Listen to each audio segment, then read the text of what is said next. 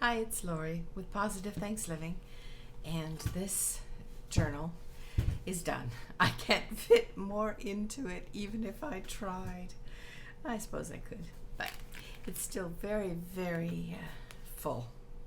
So I used some sari silk here, some sari silk ribbon, just to give an optional tie if you wanted to. It's quite long, and I've just threaded it through the signature. There's two signatures and a tassel, as you can see, a little book plate here with some music, paper behind it. This is the Italian word, if you're playing piano or something, that says with expression, with feeling. So yeah, this, you can put your feelings, your expression of life into this journal, whoever wins it, because I'm giving this away. So here is a bowl with some names of those that left comments on the first two videos in this series. In addition, and I'll do that along the way, in addition, I have this little, can I say it's a little, I punched it with a hammer and some lettering, and it's a metal disc. And whoever wins this journal will receive one of these two. I'll have to ask you what your word would be to put on. So let's just go through this journal and see what there is to see. It is 9.5 inches in length, 6.5 inches in width, 1.5 inch spine. It's made from a packaging with fabric on either side. And there's two signatures. One signature has 56 sides of pages, the other one has 48 sides, total of 104 sides. So yeah, it's quite full. This pretty book jewelry is from Arlene at Gingy's Journey. I'll link below. And I like this crinkly ribbon. This is something new for me.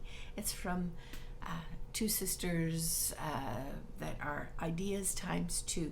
I made a different folio project and wanted some of their crinkly ribbon. So yeah, there's some beads here and there.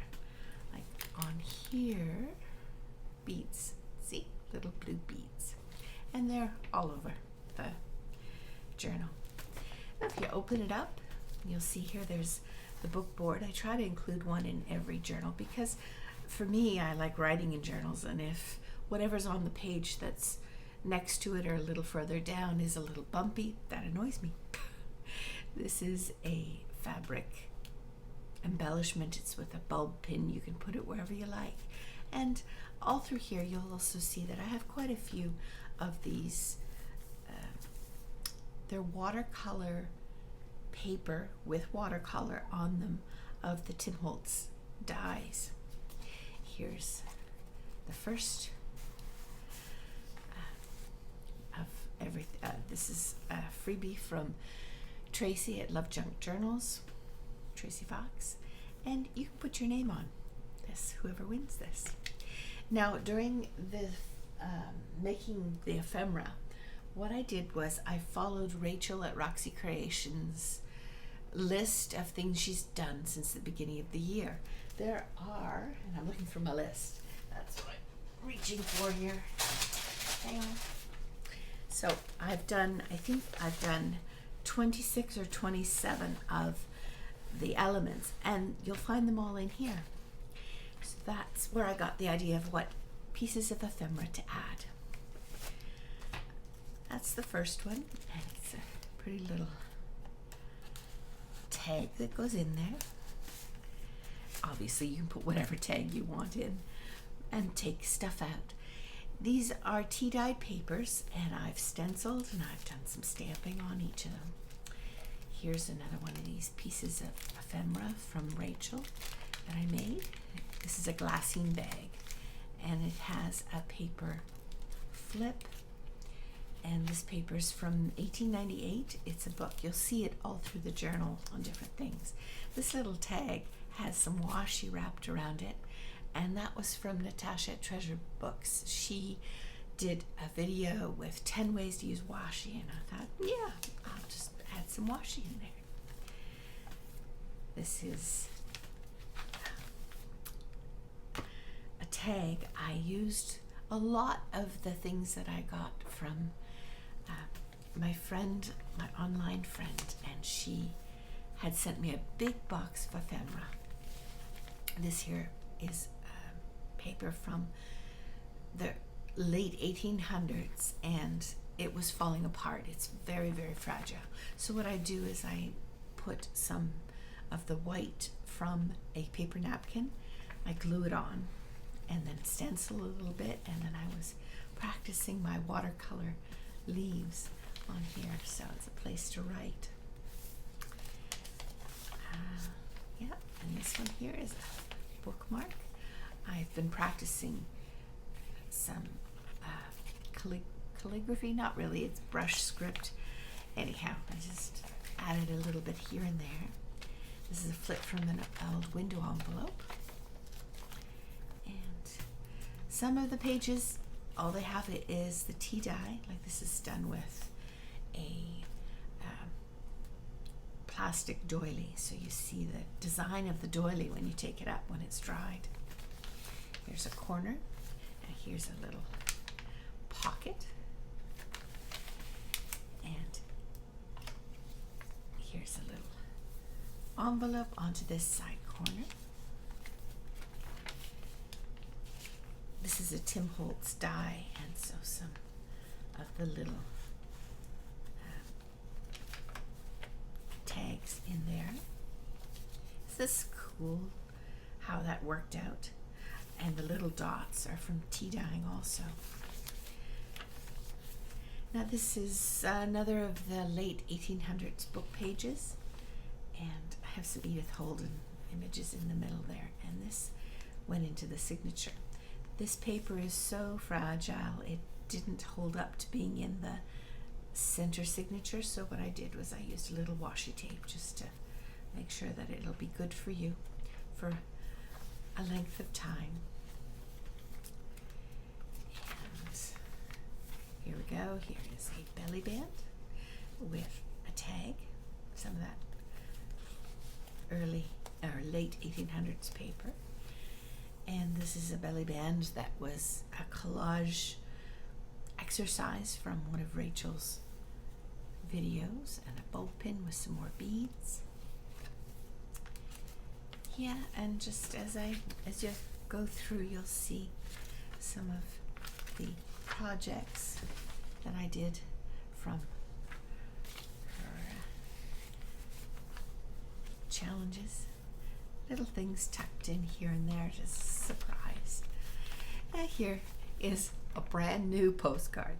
I live in North Carolina, so I thought, you know what, I'm going to send along a postcard. That's me. You can take it out. I'll write a little note to whoever when I choose their name out of the bowl, and send it along. Now this is a file folder. I just added it with a nice cool clip with some extra lace. And this is it has book page, it has the digitals. This is Rachel at Roxy Creations, and it has fabric. It's the same fabric that's on the inside of this, and this is one of my mother's old tablecloths that I cut up. So it has a texture in it already, and I use stamping and a digital and everything that way. 3 pocket tag holder, and that's the end of the first signature. Yeah, and the second signature. Now this card was one that I purchased from Carolyn at Carolyn's Craftery, and she does beautiful pin stitching. I learned how to do it. I followed her directions. She's still much better than I am, so I included it in this journal. And another one of those Tim Holtz die cut pockets. In the middle of difficulty lies opportunity.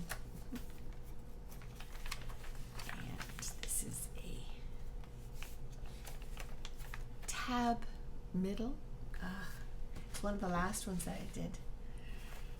It's a secret journal spot flip tuck. There you go, right there. And this page, it's from a hymnal. It's the index page. Covered it with some collaging. It has a tag behind it. This one here is a side tuck. Also space to tuck something in between, so 2 pages. And this I received in Happy Mail from one of the wonderful groups that I belong to. It's a nice little pocket to tuck it into. And as you can see how very full this journal is, I could have added more, but then it really would never close and it would be more difficult to write in. It's another of those fabric. This is from the outside. So this is a little bit of sari silk. This is from the outside cover. This is the inside cover. And stamped on it and everything. This is to echo the hydrangeas that are on the fabric on the front. Another little card that's got a fabric spine. And this is a Edith Holden page in the middle of the signature. We're coming to the end here. Now this is a flip of all kinds of different papers. These are all old papers. Yeah, this is late 1800s. This is probably the 50s. This is fabric. This is a vellum from the design that I designed from Graphics Fairy images and printed on vellum for some of the projects. This is 1930s paper. This one is from 1898, the book. So it's a flippy thing, and I just have it put in with a paper clip. And this is from the doily, like is on the front here. And this was from a doily that my mother had on her piano all the years that I was growing up. It's got a little bit of history, more than 50 years anyhow. It's probably older. I wouldn't know, and my mom wouldn't be able to remember anymore.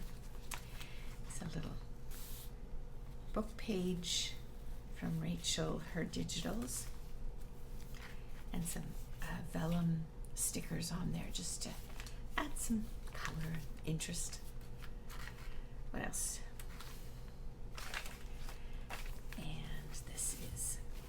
And this is from Rachel's newest ephemera, and it's an envelope, and you can see the discoloring on the page.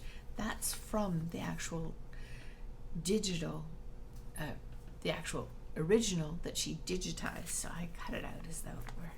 It's a place to write, or if you want to just glue it up, then you can make it into an envelope. But I thought it was kind of pretty, and I just caught my imagination. This is more of some envelope, napkin that I decoupaged on there. Some washi. This is a journaling card tucked in there with more of the these, and in the back is another spot where you can put tags in. And here is an envelope that's the book page, more of Rachel's ideas that I followed to make all the ephemera that went in here. Now there is a spot to tuck this package in the middle here. So if you don't mind something really chunky, that's where you could put it if you wanted. And I filled it up. This is something from Rachel's thing also. I filled it up with a bunch of tags and bits and pieces. You can see some tags and some die cuts from digitals and from other paper, and some more tags. Just thought, and some of these little die cuts that were the Tim Holtz I was going to put them on the pages, but I thought, you know, maybe you wouldn't want to do that. So here they are for you to use to add to the journal, whoever wins this, as you choose. And this envelope that is a expanding envelope is from one of Rachel's ideas also, and there's a bow pin with handmade with love. Love. That's what this sign means in American Sign Language. All right, shall we see who will get this? So put the names of the people that left comments on the videos, and I'll just choose one person out of here, okay? Jennifer Walk. Wow, wonderful. I will send that along to you. I will let you know. That's exciting. So this will be going out to Jennifer Walk, one of the people that left some comments on my videos with all the extras. And I wish you well. It's Lori at Positive Thanks Living. Take care, and we'll see you again.